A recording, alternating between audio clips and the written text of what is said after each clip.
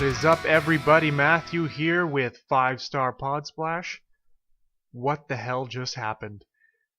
Survivor Series literally just finished maybe 2 or 3 minutes ago. We are at 10:29 p.m. It couldn't have been more than 2 or 3 minutes ago. I had to jump right to the computer to do this recording because what the hell just happened?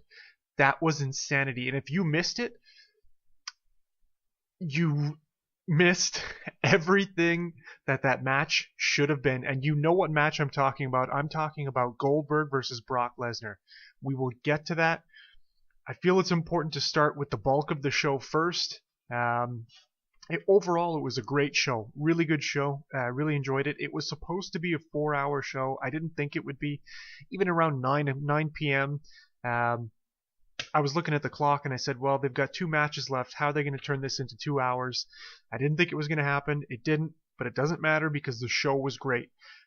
So the show started off with the actually, you know what? I'll cover the pre-show first because the pre-show does deserve a little bit of coverage. It was a decent pre-show.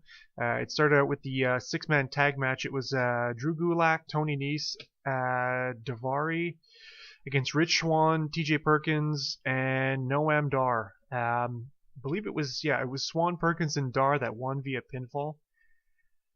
I still find it odd that the WWE insists on doing the purple ropes and the whole Cruiserweight Classic theme, even though the Cruiserweight division is a part of Raw. These are not separate superstars. They're on Raw. But they still kind of feel like a sideshow, like a side attraction almost. And I feel it's a little bit, it takes away a little bit from what the Cruiserweights do. And they're kind of treating them like they used to treat them, as this separate division that, you know, they're not on the main roster. They just kind of travel with the guys and they perform in the same arena, in the same ring. But they're just there, you know what I mean? They're not really a part of Raw.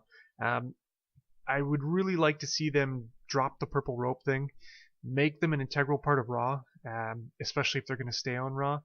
I understand they're going with the purple theme, with the purple belt, and the Cruiserweight Classic thing, but they really need to integrate that into the show and kind of give them more singles time. Also, I find it weird that they insist on doing these 6-man tag matches over and over again. It seems like every week on Raw we're getting some sort of variation on a 6-man tag involving pretty much the same 6 guys all the time. Rich Swann's always involved. Drew Gulak, Tony Nese, they're always involved. To an extent, Brian Kendrick and TJ Perkins are usually involved, but they kind of swap the third position on each team every now and then, just to include somebody different to kind of give it a different flavor. But I'm not buying that. I want to see story development between different people in that division. I want to see rivalries form. I want to see singles matches. That's what I want to see. And I really want the WWE to take the leash off these guys and let them work matches like they worked in the Cruiserweight Classic, because those were great. What they're doing on Raw, it seems like they're kind of dumbed down a little bit, and they're slowed down a little bit too, and they're hampered by that. What I really took away from that match, Rich Swann is going to be a star. I know he's already over with everybody and everybody really likes him, but the guy is just so talented and he's so charismatic. I don't think I can recall anybody off the top of my head that has ever been in the Cruiserweight division that is athletic, as athletic, I should say, as Rich Swann. The stuff he does just does like a 450 splash standing. I mean, that's absolutely insane. There's very few guys that can do that.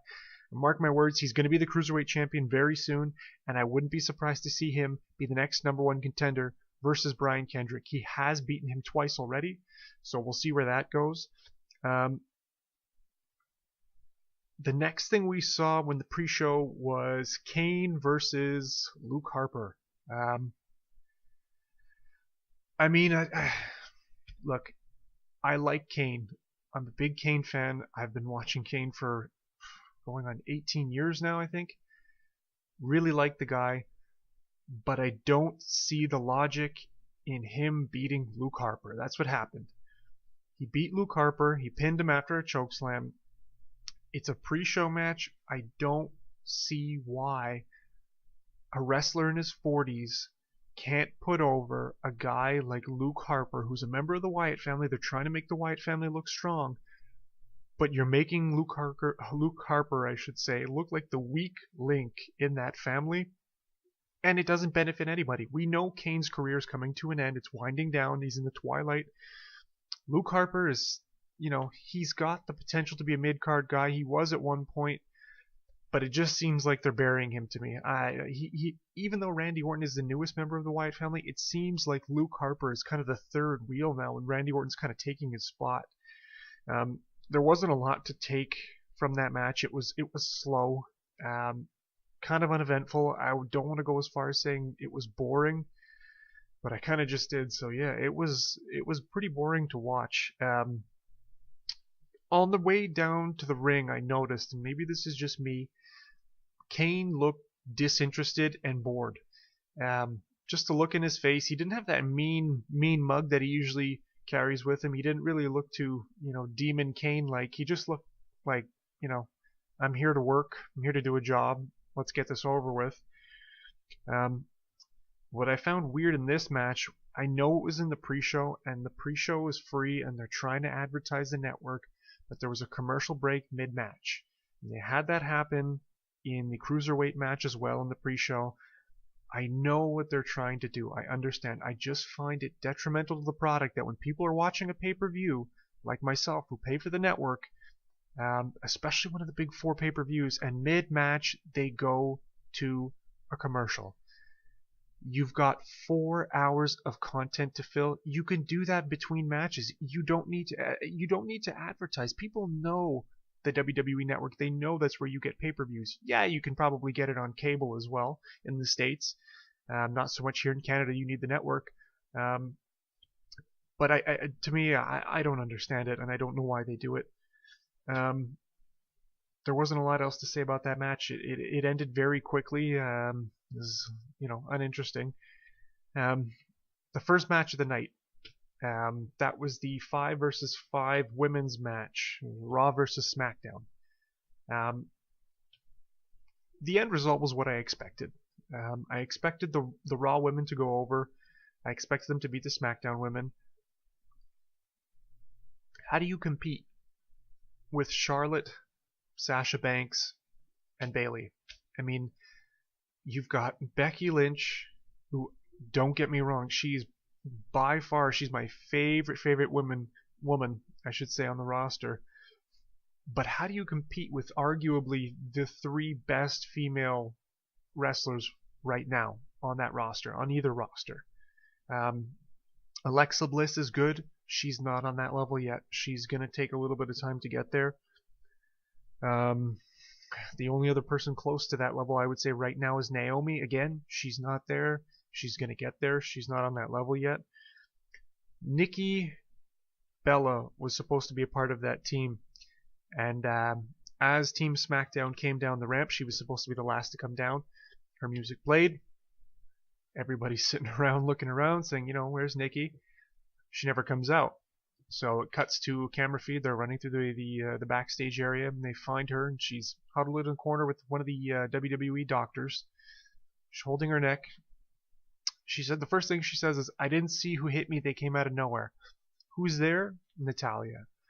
So Daniel Bryan shows up, and the logical choice, right? Nikki apparently can't compete until she's checked out. So what happens? Natalya. I'm all for it, as long as they do something with a story like this. I don't want it to just be one of those things where, we find out later on that she was attacked by Charlotte, or she was attacked by Dana Brooke, or somebody like that trying to sabotage Team SmackDown. They have to put a twist on this. They have to make it so that Natalya or Carmella or both of them did this to get Nikki out of that match, because we know Carmella was in a feud with Nikki. We know Natalya she's supposed to be a heel, although she seemed a bit more like a face in the last couple of weeks, but we know she's supposed to be a heel, and it would be logical for Natalya to get Nikki out of that match, knowing she would be the first person to get in on that. So as long as they do something with a story with that injury, I'll be completely fine with it, totally happy. The match was good. It was really good. Like I said before, it ended as expected. The Raw women's team went over. Charlotte and Bayley were the last 2 for Raw. The ending, Bayley and Charlotte were celebrating, and what did Charlotte do? She attacked Bayley. Perfect. I love it. It makes sense. This is what I want to see.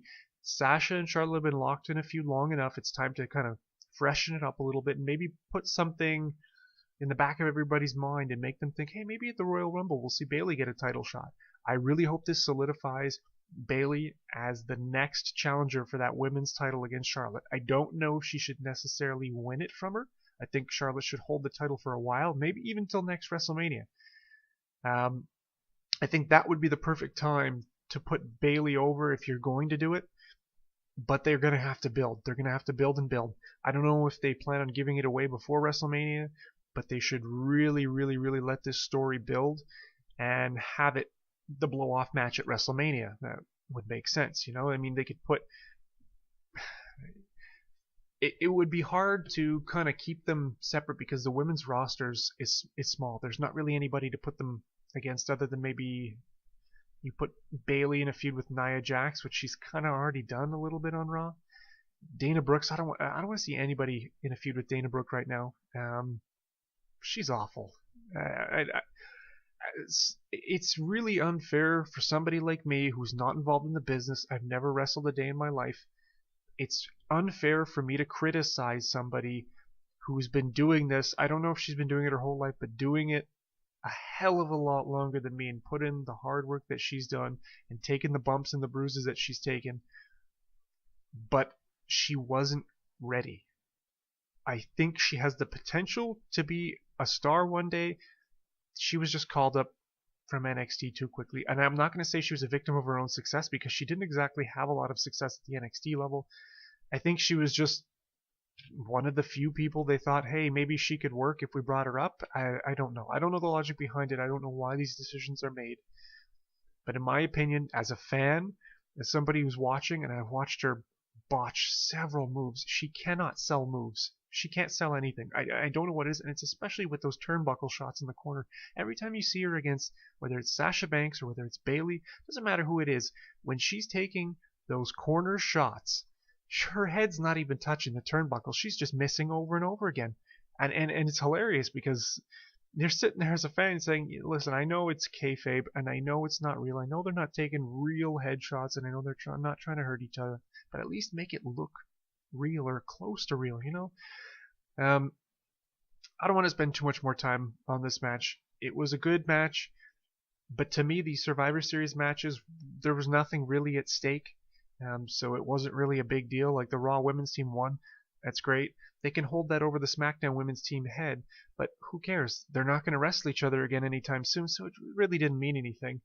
I thought there should have been some sort of stipulation with these, you know, brand versus brand matches where, I don't know, let's say each brand can pick one competitor. Let's say the women's match, Raw, the women's team wins. They can pick one female competitor from the SmackDown brand as long as it's not the champion. You know, like they can't take the champion, they can't take the belt with them, right? But let them take somebody from SmackDown. Let them take Naomi. Let them take Nikki Bella. Let them take it's just somebody who's not the champion. It would be hard because it's hard to defend the choice you make when you take somebody like Naomi instead of maybe Alexa Bliss, who might have a little bit more potential, but they can work it story-wise. They can do something with it. After that match, we had the Miz versus Sami Zayn for the Intercontinental Championship. The stipulation with that match was the winner of that match, if it were to be Sami Zayn, he would take the Intercontinental title back with him to Monday Night Raw. And the Miz, I mean, if he wins it, he retains, obviously, right? This was the first time I noticed that they swapped the commentary teams. I thought it to me is weird. I thought they should have just went with a 4-man team, two men from each brand, and stuck with those 4 guys throughout the night. But it was just so weird. Every match, the commentary team was just changing. I don't like JBL. I mean, I know a lot of people rag on him, you know, and What Culture's got that John O'Clock thing. Even Steven Larson, sometime they rag on him. But JBL, just things he says. He had a couple zingers tonight. I'll go over those a little bit later. There were in other matches. They weren't in this match. but just stick with 4 guys, 2 guys from each brand. And there shouldn't be, I don't know what's going on with the SmackDown teams, but SmackDown has 4 commentators now with the addition of Tom Phillips.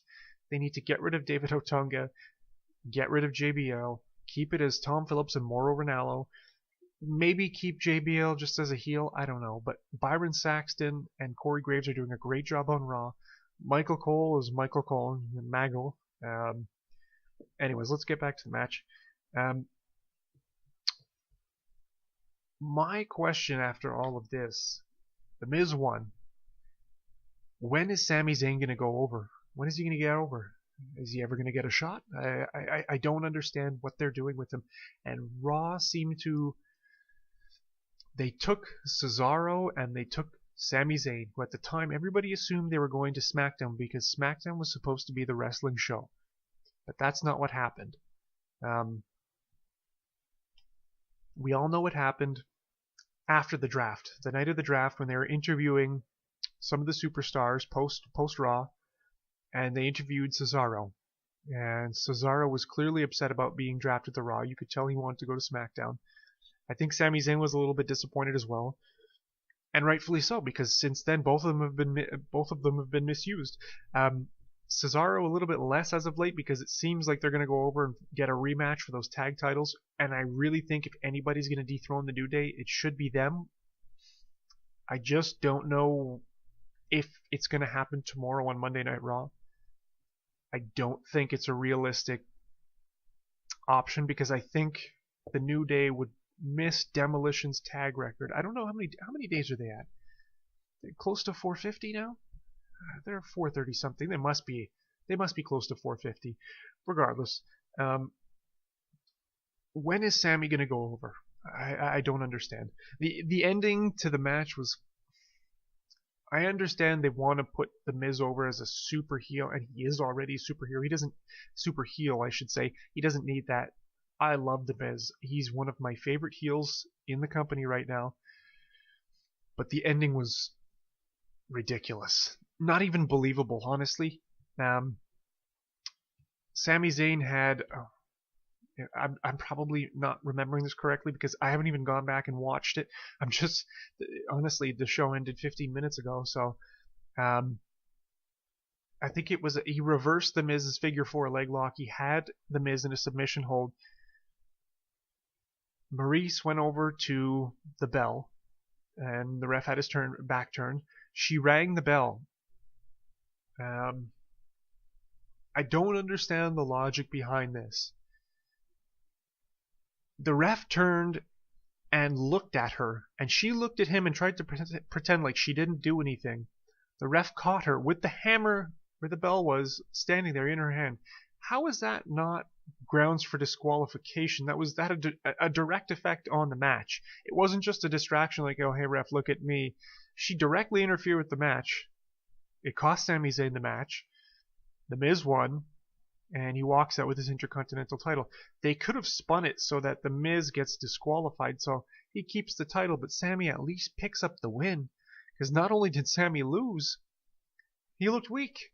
I mean, I don't understand. They could have at least made him look strong, made him, you know, he had the Miz in his hands. He had him beat. They could have just had the Miz lose by disqualification. I don't know. I don't get it. I kind of knew going into the show that the Intercontinental title wasn't going to go over to Raw, only because Raw would have, what, five belts? SmackDown would have 3. The numbers just wouldn't be proportionate unless, of course, the Cruiserweight division went over to SmackDown, which I was hoping would have been what happened. But then Raw's got 3 hours to fill, and they can't even fill that. And they've got a whole Cruiserweight division on their hands. So after that, we had the tag elimination match. So Team Raw versus Team SmackDown. This, for me, would have been the match of the night. But I'll tell you what that is later. This is a very close second. It was such a great match. I don't even know where to start with this. The one thing I will say that's negative thing I will say, and this is kind of like a theme of the show, it wasn't just necessarily this match, but those awful t-shirts. As a fan, as somebody in the crowd, as somebody sitting at home, you know which stars are on which show. They don't have to come out wearing t-shirts representing their brand. These guys, night in and night out, are not loyal to their brand. They're usually loyal to themselves or their friends on the show. And all of a sudden, for one night, we're supposed to imagine that these guys are willing to bleed for their brand. And it hasn't really felt like that in the weeks leading up to it, especially because most of the teams going into this pay-per-view, there was a lot of infighting going on within the group. So other than that, though, I mean, the match was great. You had Enzo and Cass defeat Slater and Rhino, which I think it's big for Enzo and Cass. I think it really puts them in the conversation for the tag titles finally, since they did beat the tag team champions over on SmackDown. American Alpha, they put out the Shining Stars. It's not really a big deal.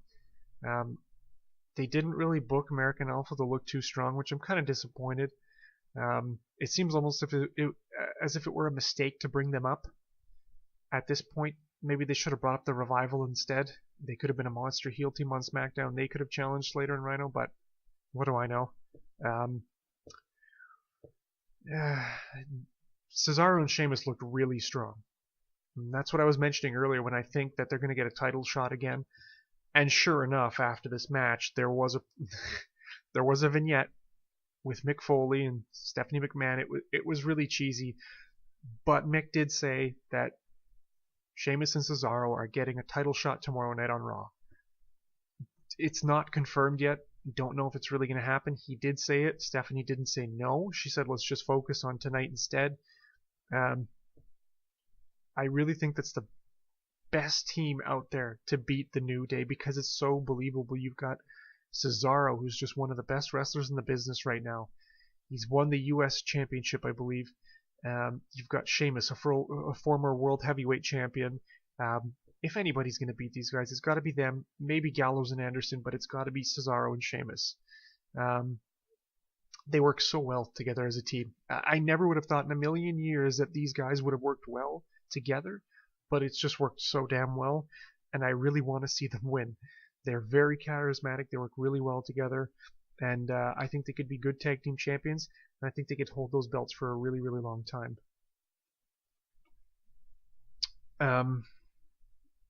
After that, we had Brian Kendrick versus Kalisto for the Cruiserweight Championship.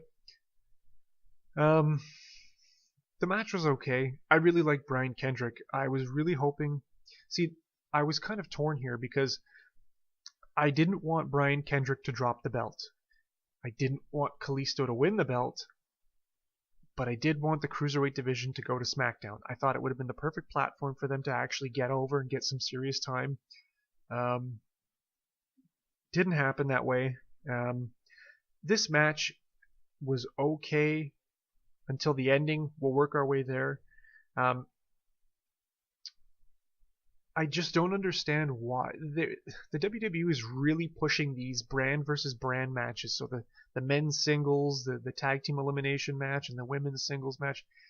But there was nothing at stake. There was more to lose from these matches, like Brian Kendrick versus Kalisto, The Miz versus Sami Zayn. There was more to lose in these matches than there were in the brand battles, if you will.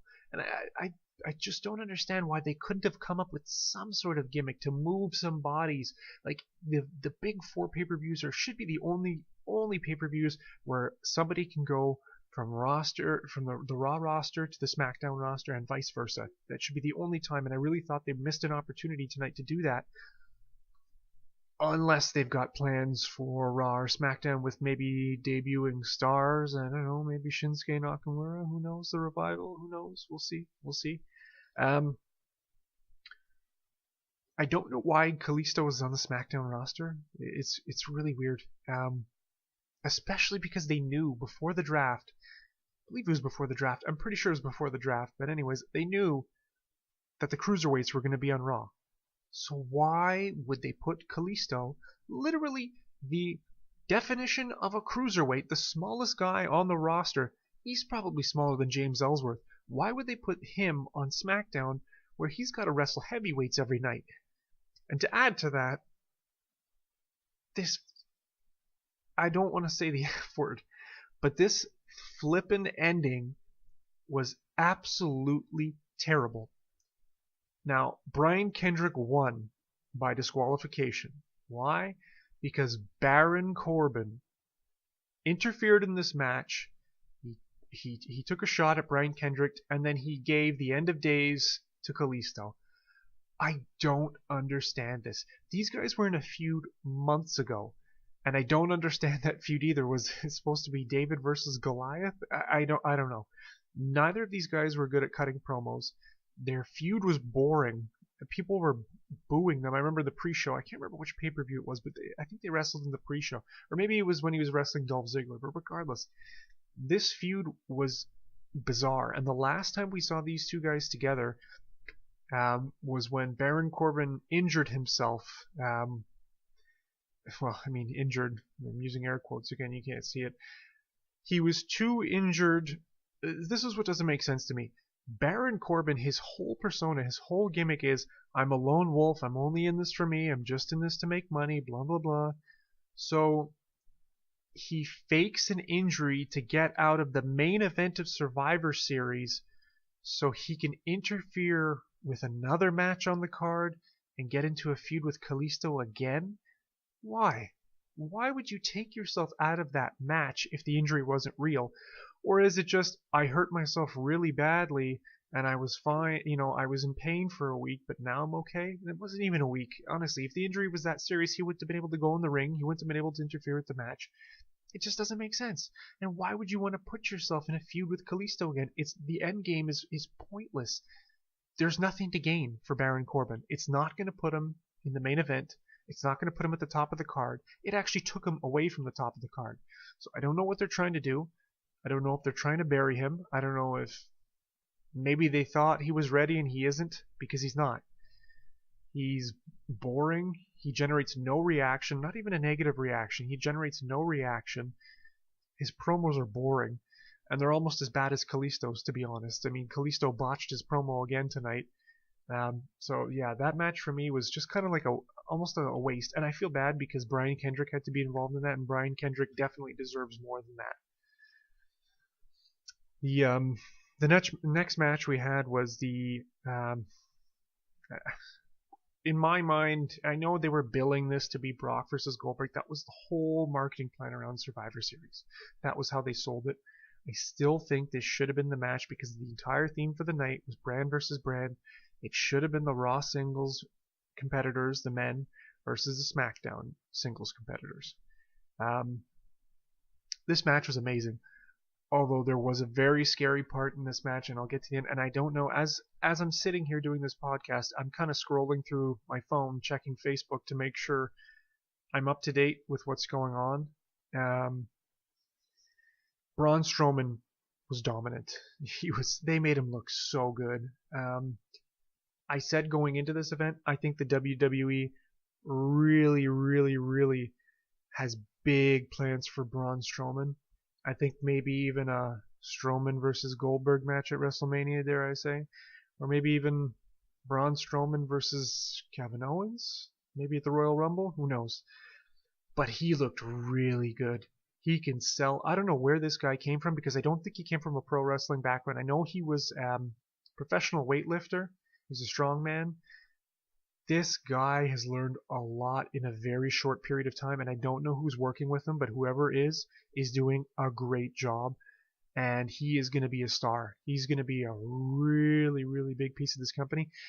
His promos are getting better. He doesn't have to say much. He should let his work in the ring do the talking. We saw, it's kind of ironic that it was Brock versus Goldberg tonight, because we saw about 18 years ago when Goldberg broke into the business, he didn't do a lot of talking, but man, did he ever get over. That guy ran that company for 2 straight years, and I'm not saying that's what's going to happen with Braun Strowman, but I'm saying he has the ability to be a star without even having to say a word. And I think it would be actually to his benefit to give him a manager, give him somebody. Not necessarily somebody that has to step in the ring. Don't make him a Paul Heyman guy and have him step in the ring and cut a promo for him for 10 minutes while he just kind of stands there and bounces around the ring and smiles and laughs every now and then. But this guy is going to be a star, mark my words. he actually eliminated Dean Ambrose relatively quickly too. What was cool was after that, it wasn't immediately after that, but a couple minutes after that, there was sort of everybody was going at it the same time, and it left Bray Wyatt and Braun Strowman in the ring together. And they kind of had this cool standoff moment where Braun looked like he was a bit torn on what to do, and Bray Wyatt was saying, go after Jericho, go after Jericho.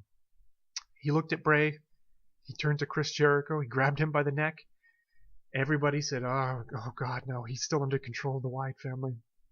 Turned back to Bray, he grabbed Bray by the neck, he took them both out.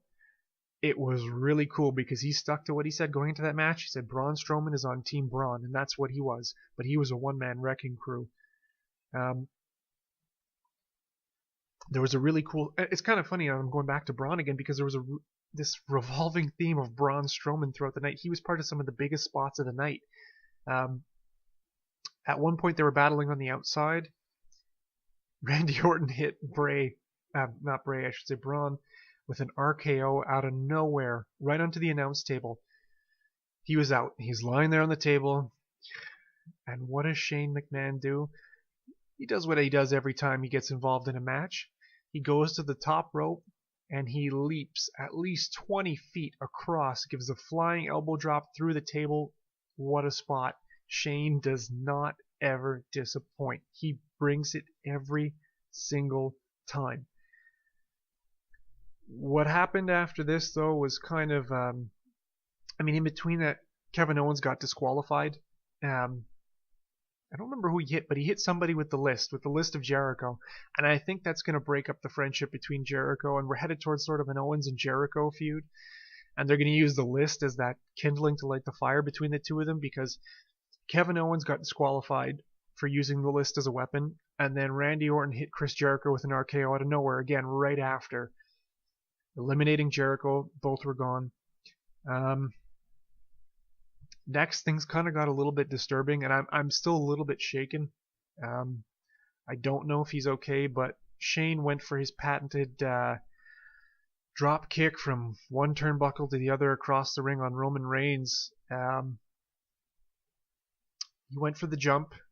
Roman Reigns got up and tried to hit him with a spear out of midair, but I watched the replay a couple times live as it was going on, and it looked like Roman Reigns' shoulder just hit Shane right under the jaw, like out of midair. It looked horrible, and he smacked his head on the apron. Shane looked to be in distress, and what made it worse was he was out. Like, I think he was supposed to kick out of that. I think that was the plan, because the referee started counting. He hit the 1, he hit the 2, he went to hit the 3, and he stopped. Shane didn't kick out. Shane was just lying there glossy-eyed, like he didn't know where he was. The lights were on, but nobody was home. The ref didn't make the 3 count, and everybody was kind of staring around like they didn't know what to do. And what made it more real was pretty much every other superstar that was in the ring immediately left the ring. They all rolled out to give space. The referee called for the bell to eliminate Shane, and he immediately called for both doctors that were at ringside. It looked bad. It took the referee and the 2 doctors to drag Shane out of the ring.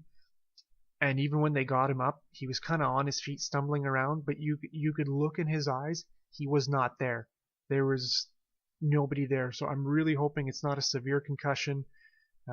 Really hoping for the best for Shane. If it's not kayfabe, I really wish him a speedy recovery, because that looked really serious. And you never want to see anybody get hurt. There's real dangers in wrestling, as much as most of the moves are meant to sort of protect the opponent as opposed to do real damage to them. There are serious risks, especially with a guy like Shane McMahon, who's accustomed to taking risks. We all know that. But I really hope he's okay, and I'm going to continue to look for updates. I'll update the Twitter feed, I'll update Facebook with anything that I hear. It kind of took the wind out of the sails a little bit for that match. After that, we saw sort of a Shield reunion. Dean Ambrose came out again and he attacked AJ Styles. We saw a little bit of infighting throughout the match. At one point, Dean Ambrose and AJ Styles were going at it. Dean Ambrose came out again and he attacked AJ Styles. So I guess that kind of furthers their feud until they get to TLC in 2 weeks, I think, something like that. You saw sort of a mini Shield reunion, which I'm okay with. I mean, look, it can't last. We know that because Dean's on SmackDown, but they were kind of directing traffic amongst themselves, Dean, Seth, and Roman. They did some damage together as the Shield. It was kind of cool, a little bit of a throwback. We know Seth and Roman aren't going to stay friends because we know they're going to have to eventually battle each other at some point for that title. One thing I was waiting for throughout the match, I was waiting for maybe at the time when Dean Ambrose came out, or maybe at the time when it was just Bray and Randy Orton left, we were going to see the lights go out and we were going to hear the dong, and we were going to maybe see The Undertaker at Survivor Series. I thought that would have been pretty neat, but I mean, it didn't happen. I'm not disappointed because I didn't expect it. I kind of just had this little inkling of hope that it might happen because who doesn't want to see The Undertaker, right? I mean, this guy's a legend. He puts butts in the seats, and he's a badass. That's basically it. Besides that, it was cool. I mean, SmackDown won the match. This is the first JBL kind of quirky moment. SmackDown wins the match, and literally as Bray Wyatt pins Roman Reigns, JBL yells at the top of his lungs, "Raw wins!" I just sat there in silence for a couple of seconds. I face palmed myself. I said, "Oh my God, it's John O'Clock. It is John O'Clock, and John O'Clock is live and well." The Wyatt family went over, which is cool. They made them look really strong. Luke Harper came out, he interfered in the match. I really like that they're making the Wyatt family with Randy Orton look really strong, because who can take them out? Honestly, if this is not just some ploy by Randy Orton, because Randy Orton did sacrifice himself for Bray. He took a spear for him from Roman Reigns, so if this is not just some grand scheme ploy where Randy Orton is, he's not really mesmerized by the Wyatts, or he's not pulled into their web, if it's just him biding his time, waiting for the moment to strike, like the Viper that he is, and get his revenge on Bray, then they're making them look real strong together, which is pretty cool. I'm really enjoying it a lot. So this leads us to the final match of the night. My God, going into this, I was nervous. I was nervous because I'm a huge Goldberg fan. Going back to, I started watching wrestling in 1997. So I started watching just before Goldberg exploded and burst onto the scene with WCW. I saw him from the minute he walked in until the minute he left in, was it 2004? I've never seen a more meteoric rise to, I don't know even what you would call it. It's what his career was one of a kind. There's so many people out there who say, Goldberg, he can't wrestle, he's got 3 moves, blah, blah, blah. It doesn't matter. You cannot deny the fact that he was an icon. He is going to be a Hall of Famer, and he was so important to the business. He was a superhero. Like he says, he was a superhero to the kids, myself included. He was a superhero to adults. What he did, that record, and I know the record is exaggerated, but 173-0, that's unheard of, and it'll never happen again. He was so huge and integral. He was a massive part of this business, and his name is synonymous with WCW. When you think of WCW, who do you think of? You think of Sting? Yep. You think of Goldberg? Of course. There's a lot of great icons that were there, but Sting and Goldberg were the face of WCW, and that's how they'll be remembered. Now you fast forward to 2004 and his match with Brock Lesnar at WrestleMania. There's nothing positive I can say about it. Both guys were leaving. Everybody knew it. The crowd knew it. Austin knew it. I think that's kind of why he was put in that position. Goldberg knew it. He knew he was leaving, of course. Brock Lesnar knew he was leaving. And I think that was the biggest mistake.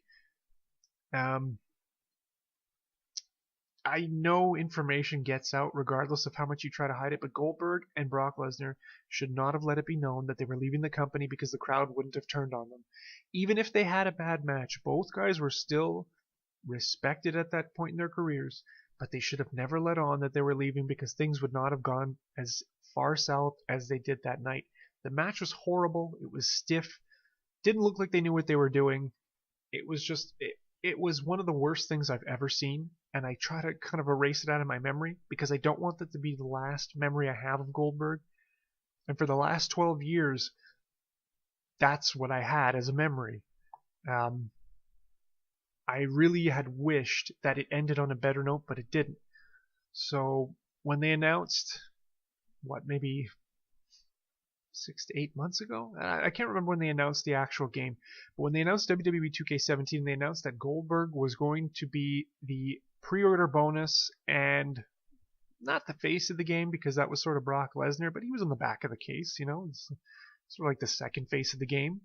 I mean, he did get a lot of promo time, but when they announced that, my first thought was, my God, is it possible? Is he going to come back? Because we've seen other guys come back. We've seen it with Ultimate Warrior. We've seen it with Sting. Is he going to come back? So I remember there was a night on Raw when they were maybe a couple hours before the show, they tweeted out that they were going to reveal something about a hatch. What's the hatch? Hashtag hatch. I was sitting there going, what the hell is the hatch? What is that? The hatch, what is that? And we'd been hearing for years and years before. Everybody knew. Goldberg always said, I will never go back to the WWE. I will never work with Vince McMahon again. Everybody knew that. He'd said to TMZ several times, he would never work with Vince McMahon. Vince McMahon screwed him over. He would never work with him, blah, blah, blah. We heard this back and forth between them. He was wrong. I was wrong. You were wrong. It was frustrating for any wrestling fan, really, especially ones that wanted to see Goldberg. But when they announced the hatch was going to air live, nobody really knew what it was. I wasn't waiting for a commercial. Let's just put it that way. So I was sitting on the couch with my daughter, and I was sitting on the couch with my wife, and this commercial starts rolling. Oh, this is interesting. What's the hatch? Is this the hatch? Is this the commercial? What is this? So you see cop cars coming, driving through the woods, coming through. I'm like, what, is this going to be a show? Is it a new superstar that's going to be debuting? Is it a returning star? What's going on? So you hear them marching towards who knows what in the middle of the woods. They all have their guns out, and I never picked up on the sound of the marching. I wasn't paying enough attention. I was kind of just watching it like it's a commercial, right? Like, who the hell pays that much attention to a damn commercial? So they're marching, and they lay these explosives out in front of this giant metal hatch. I'm like, oh, this is definitely the hatch then, right? They blow the hatch. You see smoke. Then you see the outline of a person. And you see the smoke come out of his nostrils. And you hear his music hit. And it's frickin' Goldberg.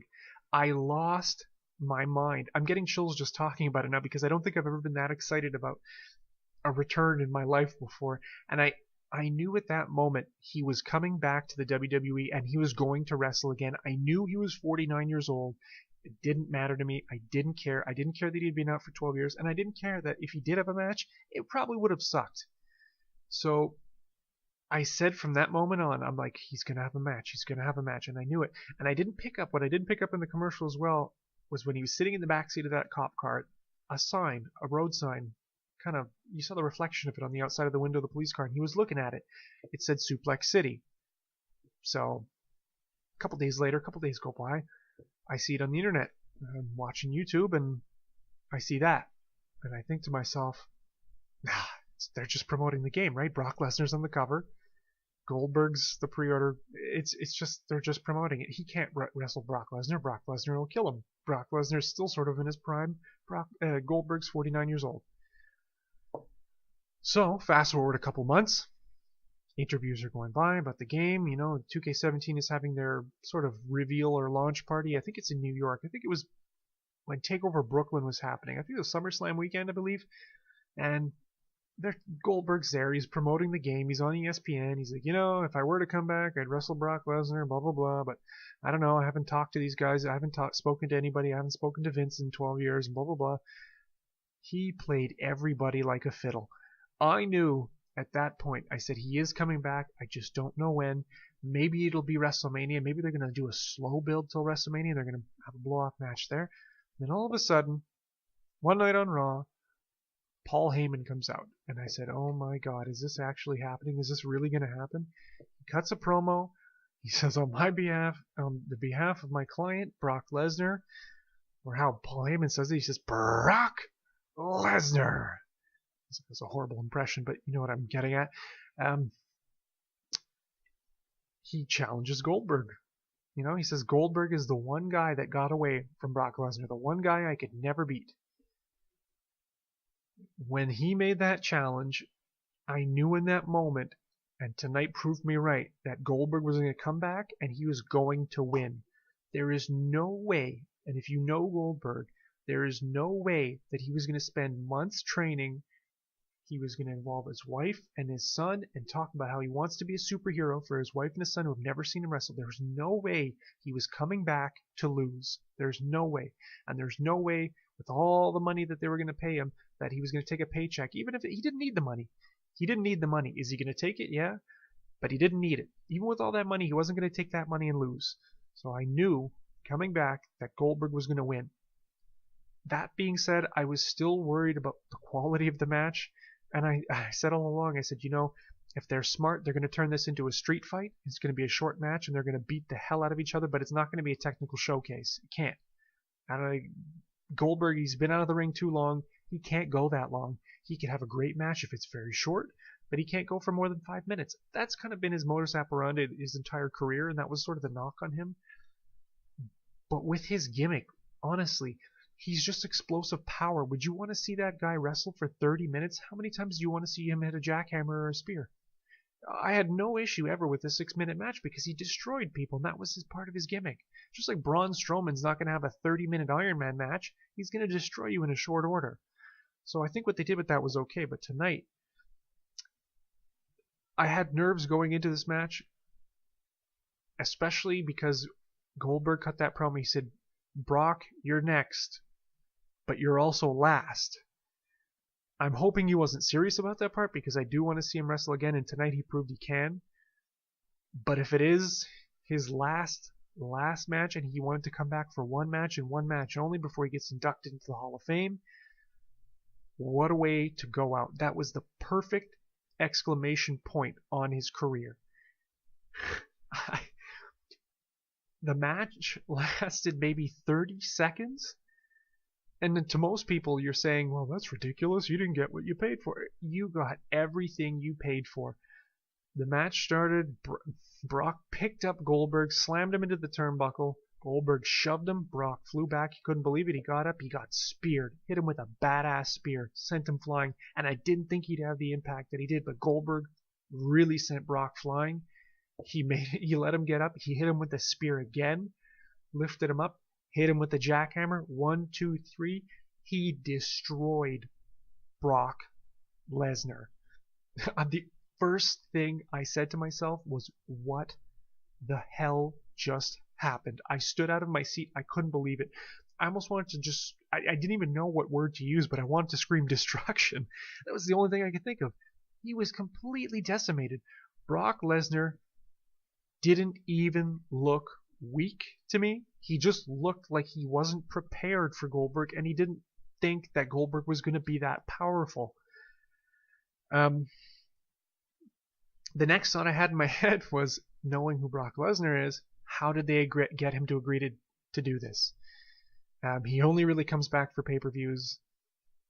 He he seems like the guy who will never agree to lose to anybody unless you throw him a boatload of money. And then it clicked. I said, well, I wonder how much extra they paid Brock Lesnar to lose to Goldberg, especially in 30 seconds, because man, that could have lasting effects on Brock Lesnar's legacy. It made him look like he underestimates his opponents a little bit. But one thing I'll add to that was, I know the guys from Going in Raw touched on it a little bit, I think earlier in the week. They said something about Brock's physique. They mentioned he looked doughy. I know what they mean. He did look doughy to me. He looked out of shape, and I'm sitting here. I'm 6'2". I'm 185 pounds. I'm by no means Brock Lesnar. I'm not a fitness expert. But I'm just going back in my mind and kind of, maybe it's just my memory that's foggy, but I'm remembering him from his match against Randy Orton. Even then, he didn't look like he was in great shape, but if you go back to WrestleMania against Dean Ambrose, he was cut. He was in good shape. Going into his fight against Mark Hunt, he was in good shape, really good shape, suspiciously good shape, and then we found out he was juicing. So, I don't know if it's because he stopped taking what he was taking, but he didn't look like he was really in that great of shape. Not at least for Brock standards, because we're used to seeing him be the beast incarnate, the conqueror. He didn't look like a conqueror. He just looked like a bouncer at a biker bar, honestly. Not a knock on Brock Lesnar. I mean, you'd expect a guy who works part-time, who gets paid like a top guy, who shows up 10 times a year, to at least show up in shape, like in good shape. I don't know. Far be it from me to criticize him, but it is what it is. There was one thing at the end of this pay-per-view. When Goldberg was celebrating, he brought his son into the ring, which is kind of what I expected, because that was, the last couple times he was on Raw, he always, picked up his son, put him on his shoulders, whatever. He did something weird, and it's not, I don't know, I guess it's just weird to me, maybe because I have kids. I don't know if I would do that, but he took his son's shirt off and he brought him in the ring, and I was just sitting there going, I was laughing. I'm like, why did you take his shirt off? Like, I guess he's trying to make him feel like a wrestler or something. But it was just a weird thing. It's a weird quirk. I know it's stupid to harp on that, but why? I don't get it. I don't know. The show ended early, about 10:30 Eastern time, so it was about half an hour short, which is okay. I'm okay with that. I mean, if it really would have lasted 4 hours, I think it kind of would have dragged on a little bit. I found the promo packages were a little bit long for these matches, and we saw them multiple times throughout the night.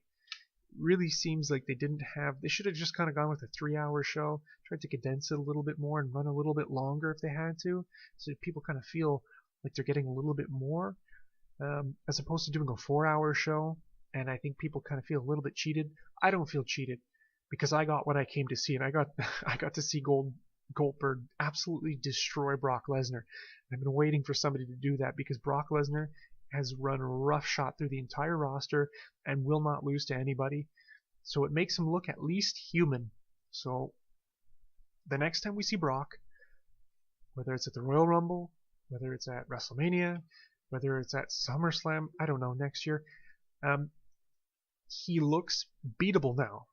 So if somebody's going to have a match with him, I don't know who it's going to be. It's hard to speculate with Brock Lesnar because he's not full-time, so he never really cuts any promos and gets into feuds with anybody. These things kind of just happen. My guess at WrestleMania next year is Shane McMahon. Unless, of course, he sustained a serious injury tonight, which I think may have happened. I think that might be the determining factor, because this whole thing was kind of leading up to a Brock versus Shane at some point, maybe even the Royal Rumble. This stems back to, was it Backlash? I think it was Backlash, where Brock Lesnar busted open the head of Randy Orton. And Shane McMahon came down. He got F5'd by Brock Lesnar. I think that was sort of like a precursor to a Brock versus Shane match, and I think everybody kind of is of that school of thought right now. But when's it going to happen now? Is it going to happen? Is Shane McMahon injured? If it's going to happen, does it happen at the Royal Rumble, or does it happen at WrestleMania because it's the bigger show? And does it happen at WrestleMania because maybe Shane will be out for a little while? Maybe he'll be off TV? Because to me, the way it looked was Shane had a severe concussion. He looked like, and I don't know if anybody remembers this, but I don't remember what pay-per-view this was either. I mean, I've seen so many, there's like 19 pay-per-views now. It's an insane amount. A lot of content. But it was the beginning of when, just after Enzo and Cass debuted on the roster, and they wrestled against the Vaudevillains, who had just debuted as well. This was before the brand split.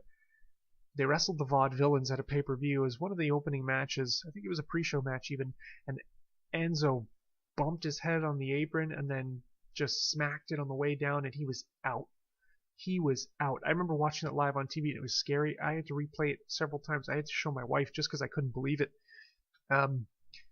That's what it reminded me of, and that's why I was scared, because I know Enzo was out for, must have been weeks, must have been about 4 weeks, maybe a little bit longer. but it was really, really scary. Like I said earlier, I hope he's okay. It was a good show. It doesn't take away from how good the show was.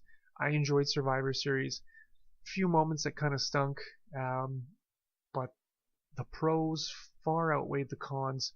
It's a good show. That being said, it's going to be an interesting Raw tomorrow night. It's going to be an interesting SmackDown Live. We're going to be at SmackDown Live, so we're going to do maybe a couple of videos. Maybe not. I don't know if we'll do a live broadcast on YouTube. Maybe we will. But regardless, we're going to upload some videos to YouTube from our trip. So until then, again, I want to give a shout out to Mona's Kitchen and Grill. If you're ever in Montreal, you need to check these guys out. They do everything so good. Southern style barbecue. They do butter chicken. They do all sorts of things. You can check them out at facebook.com/Monaz Kitchen. That's Monaz, M-O-N-A-Z, Kitchen. I also want to give a special thanks to Platinum Orson, video game streamer, really great stuff. You can check him out at twitter.com/PlatinumOrt, O-R-T. You can check him out on YouTube under Platinum Orson. You can also check him out at twitch.tv/PlatinumOrt, O-R-T.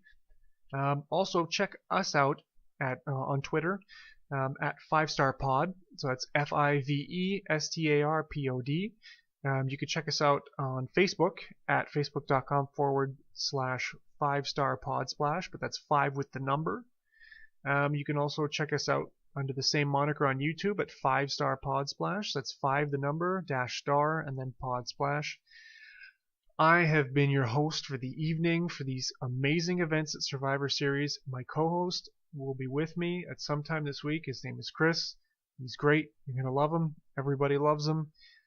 He'll be joining me hopefully after the Tuesday's broadcast of SmackDown Live. We're going to discuss SmackDown and Raw. Until then, I'll see you guys later. Ciao.